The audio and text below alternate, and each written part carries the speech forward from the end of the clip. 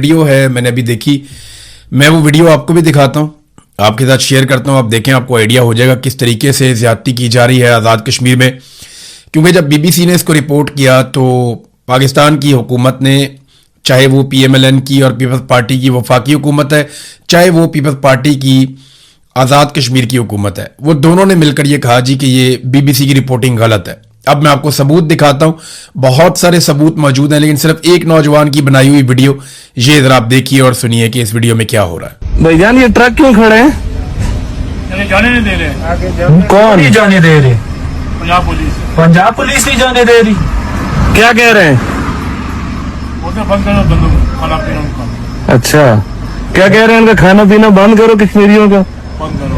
ओहो भाई, ये अभी हम बदमजी से जा रहे हैं मुजफ्फराबाद की तरफ। जितना भी राशन आजाद जम्मू कश्मीर की तरफ जा रहा था, यहाँ पे पंजाब पुलिस ने ट्रक रोके हैं। ये देखें, ये राशन के साथ लोड है, ये आजाद जम्मू कश्मीर में जाने नहीं दे रही। ये नौजवान जो वहां से गुजर रहे थे, उन्होंने ये वीडियो बना के सोशल मीडिया पे डाली है और ये वीडियो भी सर्कुलेट कर रही है और बहुत सारी वीडियोज हैं, कुछ मुझे भी लोगों ने भेजी हैं। तो अब आप अंदाजा करें कि ये क्या रियासत के करने का काम है कि तेल बंद कर दो, दवाइयां बंद कर दो, खुराक बंद कर दो। इससे क्या मोहब्बत पैदा होगी? इससे तो शदीद नफरत पैदा होगी। इससे तो ये लोग आपसे नफरत करेंगे। वहां खवातीन हैं, बच्चे हैं, बुजुर्ग हैं, बहुत सारे बीमार हैं, उन्हें दवाइयां चाहिए, बहुत सारे लोगों को खाना पीना चाहिए। आप क्या चाह रहे हैं कि अवामी एक्शन कमेटी के ऊपर वहां की अवाम गोली चला दें और ये आपस में लड़ पड़े वहां की अवाम? या आप खुद अब गोली नहीं चलाना चाहते, खाना जंगी करवाना चाहते हैं? यानी खुराक की किल्लत तो गजा में पैदा की जाती है।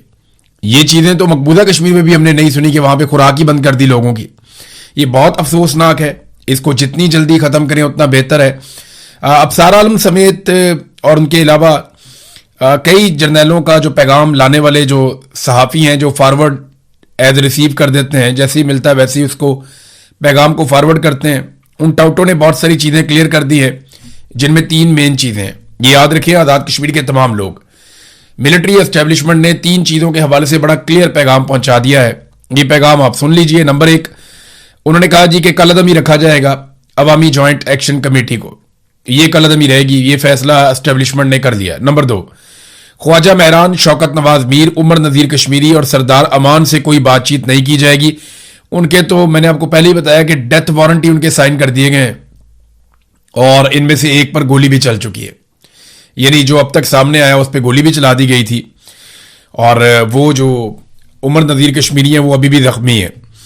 और नंबर 3 ये है कि मुतालबा तस्लीम नहीं किए जाएंगे। खास तौर पे जो 12 मुहाजिरीन की नशिस्तों वाला मुतालबा है वो तो बिल्कुल तस्लीम नहीं किया जाएगा। और अगर कोई तब्दील करना चाहता है स्टेटस को तो वो फिर 2/3 अक्सरियत के साथ, पहले वो अपनी हुकूमत बनाए, फिर 2/3 अक्सरियत के साथ 12 नशिस्तें मुहाजिरीन की खत्म करे। अब बड़ी दिलचस्प बात यह है कि जब भी किसी ने 2/3 अक्सरियत हासिल करनी है तो ये 12 नशिस्तें उसको चाहिए होंगी। इन 12 नशिस्तों के बगैर तो नामुमकिनात में से है कि किसी के पास 2/3 अक्सरियत आ जाए। अब अगर एक पॉलिटिकल पार्टी हुकूमत बना लेती है तो ये 12 नशिस्तें अपने पास रख लेती है एस्टेब्लिशमेंट, तो वो कभी भी आइन में तरमीम नहीं कर पाएगी, तब्दीली नहीं ले पाएगी, 2/3 अक्सरियत पूरी नहीं होती। और ये 12 लोग अपनी सीटें हमेशा के लिए खत्म तो नहीं करेंगे, ये नहीं चाहेंगे कभी भी ऐसा हो। लिहाजा बड़ा बंदोबस्त किया है एस्टेब्लिशमेंट ने। लेकिन अगर सारी जमातें मिलकर एस्टेब्लिशमेंट से जान छुड़ाना चाहें, कोई ऐसा वक्त आ जाए पाकिस्तान में तो शायद हो जाए, वरना आज़ाद कश्मीर के ऊपर कंट्रोल बड़ा मजबूत है। लेकिन दूसरी तरफ आज़ाद कश्मीर के जो लोग हैं वो भी पीछे हटने के लिए बिल्कुल तैयार नहीं है। यानी लोग अभी भी बहुत बड़ी तादाद में धरनों में मौजूद हैं, एहतजाज में मौजूद है। और उन्होंने कॉल दी थी, वो बढ़ने वाले थे मुजफ्फराबाद की जानिब, लेकिन फजलुर रहमान साहब ने कहा कि मैं सालसी करवाता हूं, आप ये एहतजाज मुअख्खर कर दें। तो उन्होंने फजलुर रहमान साहब की दरखास्त के ऊपर अपना एहतजाज मुअख्खर कर दिया। लेकिन बार बार वो अपने जलसे जुलूसों में कह रहे हैं कि हम किसी वक्त भी आगे बढ़ने का ऐलान कर सकते हैं, हम मुज़ाकरात के लिए लचक दिखा रहे हैं, हमारे मुतालबा तस्लीम किए जाएं, वरना हम आगे बढ़ सकते हैं और दोबारा से एहतजाज शुरू कर सकते हैं। अब जब ये आगे बढ़ेंगे तो इनको रोकने की कोशिश की जाएगी, वहीं पर तसादुम होगा। और जब तसादुम होगा तो दोनों तरफ का नुकसान होगा, क्योंकि आज़ाद कश्मीर की ट्रेन ऐसी है, वो लोग ऐसे हैं कि वो मुजामत करते हैं और मुजामत के अंदर फिर नुकसान होता है। तो इससे अगर बचना है तो आसान तरीका यह है कि समझदार लोगों को आज़ाद कश्मीर के लोगों के साथ बिठाया जाए, जिनका मुज़ाकरात में तजुर्बा है, जिनको समझ है, और मामले का कोई हल निकालने की कोशिश की जाए। शौकत नवाज मीर ने एक स्टेटमेंट जारी किया। उस स्टेटमेंट में आपके सामने रख देता हूं। मैं आपके साथ हूं, ना मैं गिरफ्तार हुआ और ना ही मैंने मैदान छोड़ा है। हालात और हिकमत अमली का तकाजा है कि कुछ अरसा आप लोगों से दूर रहूं, मगर मेरा दिल, मेरी सोच और मेरी जद्दोजहद आज भी आपके साथ है। याद रखें, हर मसले का हल लड़ाई नहीं होता। बाद औक़ात सब्र, हिकमत और दुरुस्त वक्त का इंतजार भी जद्दोजहद का हिस्सा होता है। वो वक्त जरूर आएगा जब हमारे ऊपर लगाए गए दहशतगर्दी के तमाम इल्जामात इन्हीं लोगों को वापस लेने पड़ेंगे जिन्होंने ये झूठ गढ़ा है। सच को दबाया जा सकता है, शिकस्त नहीं दी जा सकती। अपनी सफ़ों में इत्तेहाद, नज़्म ज़ब्त और हौसला कायम रखें। हमारी जद्दोजहद हक, इंसाफ और अवामी हकूक के लिए है और हक की आवाज़ कभी खामोश नहीं होती। ये पैगाम दिया है शौकत नवाज मीर साहब ने। पाकिस्तान पीपल्स पार्टी ने एक बड़ा ज़बरदस्त काम किया है।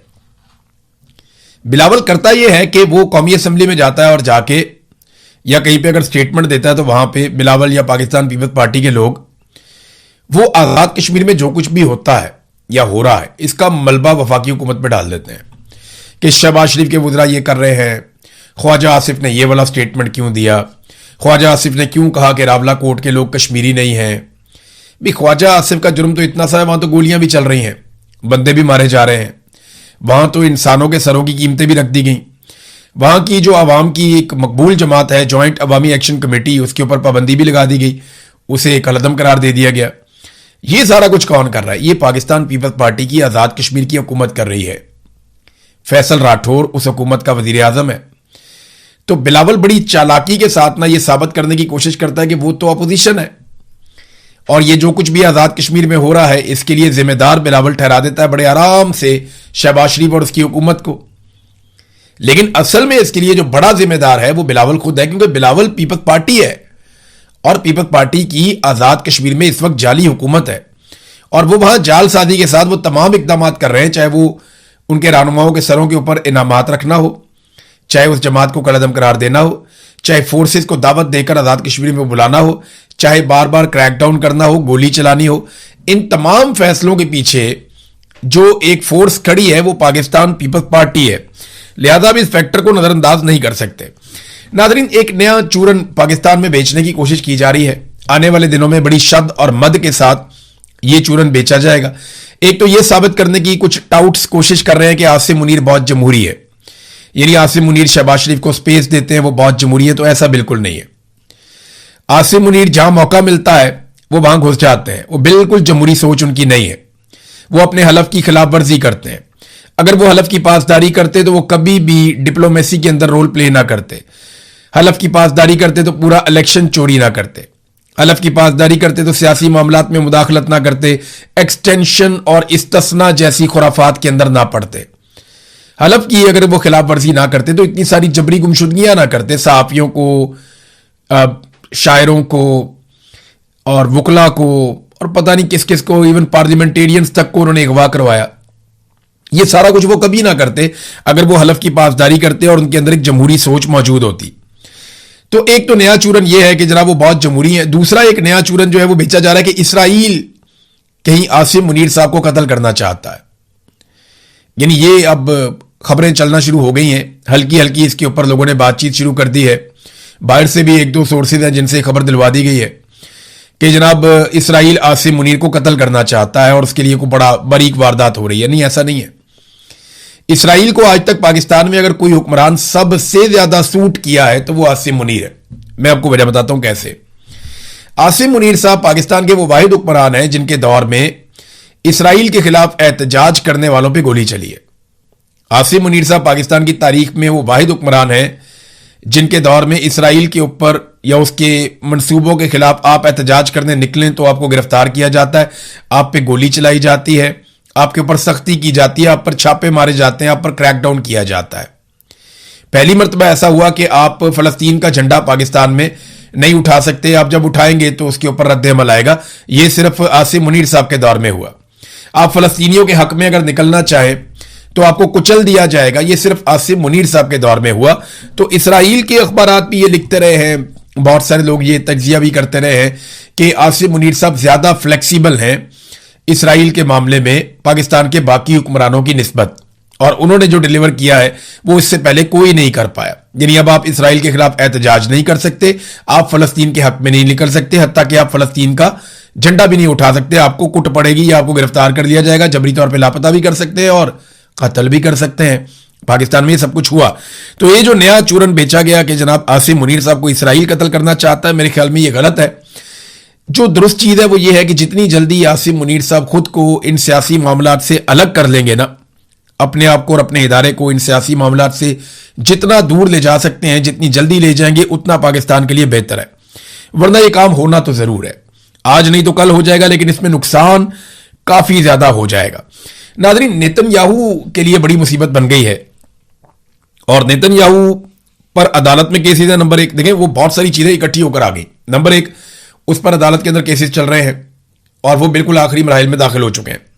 नंबर दो, ईरान से बदतरीन शिकस्त हो चुकी है, क्योंकि इस रीजन में एक ही मुल्क था जिसने टक्कर देनी थी इसराइल को और उन्हीं के लिए तैयारी थी इसराइल की सारी। और वो ये हमेशा से बताते थे कि ईरान से हम बहुत ताकतवर हैं, लेकिन ईरान ने जिस तरह मुकाबला किया वो शिकस्त अब नेतन्याहू के खाते पड़ गई। नंबर तीन, ट्रंप का रवैया काफी बदलता जा रहा है। ट्रंप जो है वो ईरान के साथ जो डील है उसको ज्यादा इंपॉर्टेंस दे रहे हैं नेतन्याहू से ताल्लुकात से भी। यानी जो नेतन्याहू से ताल्लुकात हैं उससे ज्यादा ट्रंप इंपॉर्टेंस दे रहे हैं ईरान के साथ जो मुआहदा हो रहा है उसको। तो ये भी एक नेतन्याहू के लिए बहुत परेशानी वाली बात है और सियासी नाकामी है बहुत बड़े पैमाने पर कि अब अगर इलेक्शन होते हैं तो नेतन्याहू की पोजीशन बड़ी कमजोर हो सकती है। नाज़रीन, डोनाल्ड ट्रंप के लिए भी जो मिनाब स्कूल वाला इंसिडेंट है वो एक मुसीबत बन गया, क्योंकि वहां पे 168 तालिबात जाँ बहक हुई थी मिनाब स्कूल वाले वाकये में। अब डोनाल्ड ट्रंप से ये सवालात पूछे जाते हैं तो उनके पास जवाब कोई नहीं होता। तो इस मरतबा डोनाल्ड ट्रंप ने जो जवाब दिया वो बड़ा घुमा घुमा के जवाब दिया। उसने हर तरह से बचने की कोशिश की, जनाब मैं नहीं जानता कौन जिम्मेदार है, इसका तो तयन होना बाकी है, मैंने भी रिपोर्ट देखी नहीं है, हवा में बहुत सारे मिसाइल थे, सब लोग मिसाइल चला रहे थे, पता नहीं किसका मिसाइल जाकर लग गया, मुझे नहीं लगता कि वो अमेरिका का मिसाइल था जो जाकर स्कूल के अंदर लगा। देखिए, ये रिस्पॉन्सिबिलिटी किसी को तो लेनी पड़ेगी। ईरान ने इसकी मुकम्मल तहकीकात करवाई है और आलमी इदारों को उसने ऑफर भी किया कि जो आकर देखना चाहता है, जो चाहिए हम देते हैं। अब मिनाब स्कूल के अंदर 168 बच्चियां शहीद हुई हैं। ये इतना बड़ा इंसिडेंट है कि इसने पूरी दुनिया को हिलाकर रख दिया है।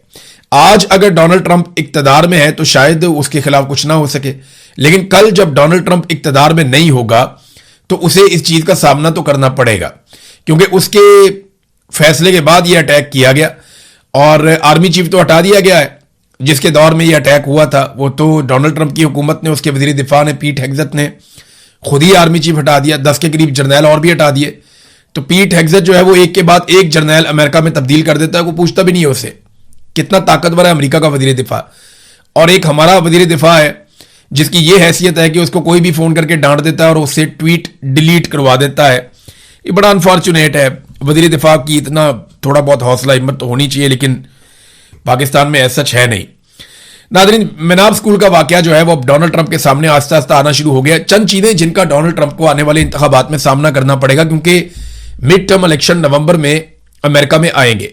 अगर डोनाल्ड ट्रंप ये इलेक्शन हार जाता है तो उसके पास अक्सरियत नहीं रहेगी, फिर डोनाल्ड ट्रंप को इंपीच किया जाएगा। ये डोनाल्ड ट्रंप खुद कह चुके हैं कि अगर मैं मिड टर्म इलेक्शन हार गया तो 100% मुझे इंपीच किया जाएगा। और अगर डोनाल्ड ट्रंप को इंपीच किया जाता है या उसका मुआखजा किया जाता है तो रवायत तो यही है कि डोनाल्ड ट्रंप को पीछे हटना पड़ेगा। अब देखते हैं डोनाल्ड ट्रंप रवायत पूरी करते हैं या कंटिन्यू करते हैं, लेकिन वो एक इंतहाई कमजोर सदर होगा जो किसी किस्म की कोई कानून साजी नहीं कर पाएगा, किसी किस्म का कोई फैसला नहीं कर पाएगा अगर वो नवंबर का इलेक्शन हार जाता है। तो ये डोनाल्ड ट्रंप की इस वक्त सिचुएशन है। डोनाल्ड ट्रंप को जो सामना करना पड़ेगा, नंबर एक तो वो एप्स्टीन फाइल, ये सारा मामला, अभी फाइलें तैयार हैं, एक एक चीज निकाली गई है, एक एक चीज की वीडियोस और डॉक्यूमेंट्रीज बन रही हैं और ये तमाम चीजें तैयार हो जाएंगी अगस्त और सितंबर तक। सितंबर अक्टूबर में ये पूरी कंपेन एक लॉन्च की जाएगी और नवंबर में डोनाल्ड ट्रंप को इलेक्शन में शिकस्त दे दी जाएगी। जो प्लानिंग है डोनाल्ड ट्रंप के मुखालिफिन की वो है। तो एक तो एप्स्टीन फाइल का मामला है, दूसरा डोनाल्ड ट्रंप ने जो ईरान के साथ लड़ाई लड़ी, बेवकूफाना किस्म की एक शिकस्त अमेरिका को दिलवाई, अमेरिका के तमाम फौजी अड्डों को बहुत बड़ा नुकसान पहुंचा। अब वो कह रहे हैं कि 87 अरब डॉलर, 87 बिलियन यूएस डॉलर्स वो दिए जाएं, वो कांग्रेस हवाले करे पार्लियामेंट पेंटागन के, ताकि वो अपना नुकसान पूरा करें। अब ये भी डोनाल्ड ट्रंप ने ही कहा और बाकायदा पेंटागन ने इसकी डिमांड भी की। तो ये हो गई दो चीजें। तीसरा, ये महंगाई जो बढ़ी है और डोनाल्ड ट्रंप के जो इकदामात हैं, जिस तरह उन्होंने अमेरिका को चलाया, उस पर भी लोग काफी नाराज हैं। चौथा, जो मुसलमानों का एक बहुत बड़ा वोट डोनाल्ड ट्रंप को मिला था, पाकिस्तानियों ने बहुत बड़ी कंपेन की थी कि इमरान खान को हर हाल में आजाद होना चाहिए। तो डोनाल्ड ट्रंप ने सबसे वादा किया था कि जनाब हम इमरान खान को इंसाफ दिलाएंगे और जुल्म और ज्यादती जो पाकिस्तान में हो रही है उसके खिलाफ बात करेंगे। लेकिन फिर फील्ड मार्शल डोनाल्ड ट्रंप के फेवरेट बन गए, क्योंकि हुकूमत जो होती है आपके पास, तो आपके पास ऑफर करने के लिए बहुत कुछ होता है, बेशुमार चीजें होती हैं। पहले रोजाना खबर आती थी, आज फलाना मिला डोनाल्ड ट्रंप को, आज फलाना मिला डोनाल्ड ट्रंप को। हमें फोन करके ओवरसीज बताते थे कि आज ट्रंप ने ये कह दिया, आज ट्रंप ने ये कह दिया। लेकिन फिर आप देखें, जब ट्रंप को ऑफर्स मिली पाकिस्तान की जानिब से, तो ट्रंप ने पैंतरा बदल दिया, वो फैक्टर भी नहीं। तो डोनाल्ड ट्रंप के लिए बहुत मुश्किल है नवंबर का इलेक्शन जीतना, या तो कोई बहुत बड़ा मुआवजा हो जाए तो वो इलेक्शन जीत जाए। नादरीन, वेनेजुएला में जो जलजला है, जिसके बारे में मैंने आपको अपने पिछले वीलॉग में बताया था, अभी तक जो लाशें मिली हैं वो 190 के करीब है। जो इब्तदाई तखमीने आए थे और फौरी तौर पर जो लोग माहिरीन हैं उन्होंने कहा था कि 10,000 से जायद और 1 लाख तक भी उन्होंने खदशे का इजहार किया था कि लोग जाँ बहक हो सकते हैं। लेकिन अभी वो उस तरह नहीं नुकसान हुआ, लेकिन नुकसान बड़े पैमाने पर हुआ है। अब तक 190 लाशें जो हैं वो निकाली जा चुकी हैं और लगातार रेस्क्यू का काम जारी है। तो अभी अगले 24-48 घंटों में हमें बिल्कुल समझ आ जाएगी कि वेनेजुएला में कितनी शिद्दत का जलजला था, कितना नुकसान हुआ और कब तक वो रिकवर करेंगे। अब तक के लिए इतना ही। अपना ख्याल रखिएगा, अपने इस चैनल का भी। अल्लाह हाफिज।